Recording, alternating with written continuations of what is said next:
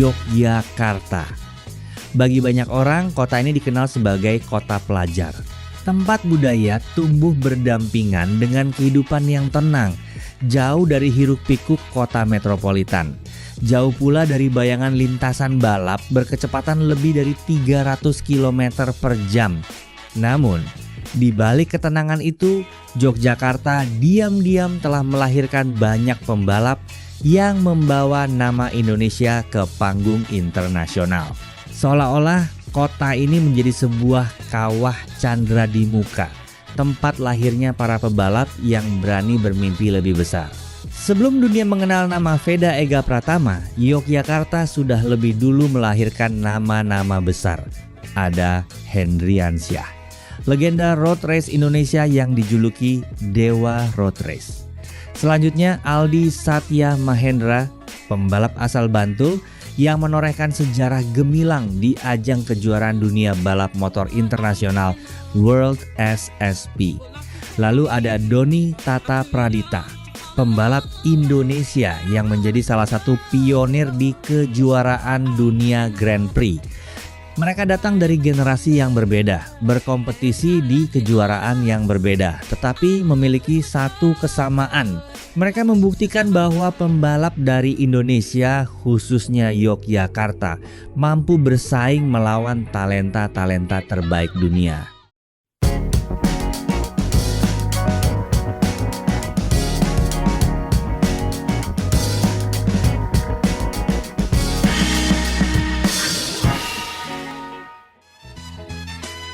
Jika ada satu nama yang benar-benar membuka pintu menuju Grand Prix bagi pembalap Indonesia, nama itu adalah Doni Tata Pradita. Doni lahir di Sleman, Yogyakarta. Kariernya dimulai dari kelas-kelas kecil yang pada masanya justru menjadi panggung paling bergengsi bagi pembalap Asia.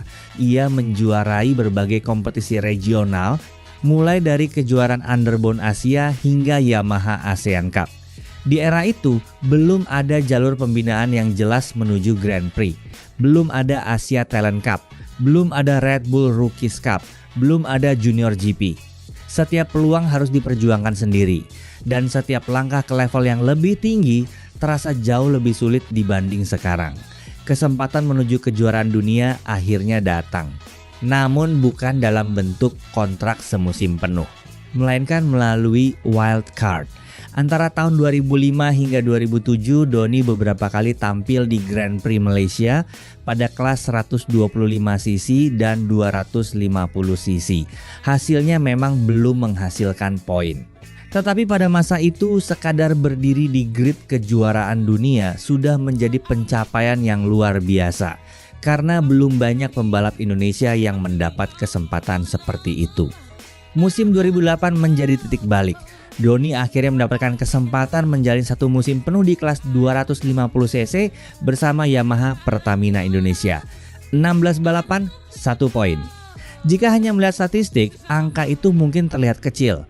Namun di balik 1 poin tersebut terdapat perjuangan yang jauh lebih besar dari yang terlihat di lembar hasil balapan. Perjalanan Doni di Eropa tidak hanya soal balapan. Ada tantangan lain yang jauh lebih berat dari sekadar mengejar waktu putaran. Ia harus beradaptasi dengan lintasan-lintasan yang sebelumnya hanya ia lihat melalui layar televisi.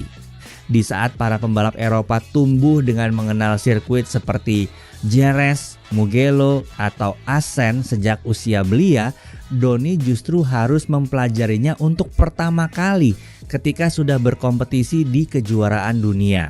Belum lagi soal pengalaman, sebagian besar rivalnya datang dari akademi balap yang sudah mapan dengan dukungan teknis yang lengkap dan jam terbang internasional sejak usia muda.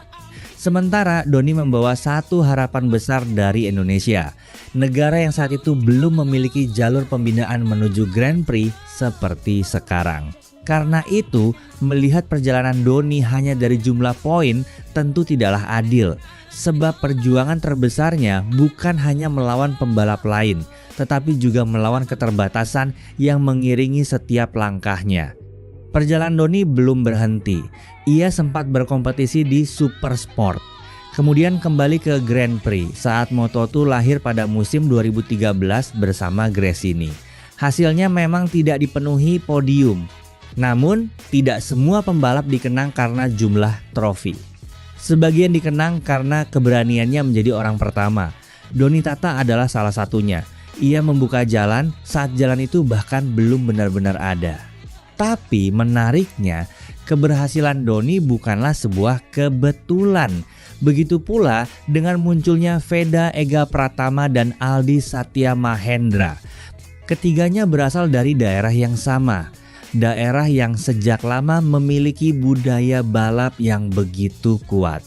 Yogyakarta memang bukan kota dengan sirkuit permanen bertaraf internasional. Namun sejak era 1990, road race menjadi bagian dari kehidupan otomotif di sana. Hampir setiap bulan berbagai kejuaraan digelar di Yogyakarta dan Jawa Tengah. Dari sinilah banyak pembalap muda belajar memahami karakter motor, membangun mental bertarung, dan terbiasa menghadapi tekanan kompetisi sejak usia dini. Budaya balap yang kuat inilah yang perlahan membentuk sebuah ekosistem. Ketika satu pembalap berhasil menembus level nasional, ia menjadi inspirasi bagi generasi berikutnya. Dan ketika generasi berikutnya berhasil melangkah lebih jauh, mimpi itu terasa semakin mungkin untuk diwujudkan.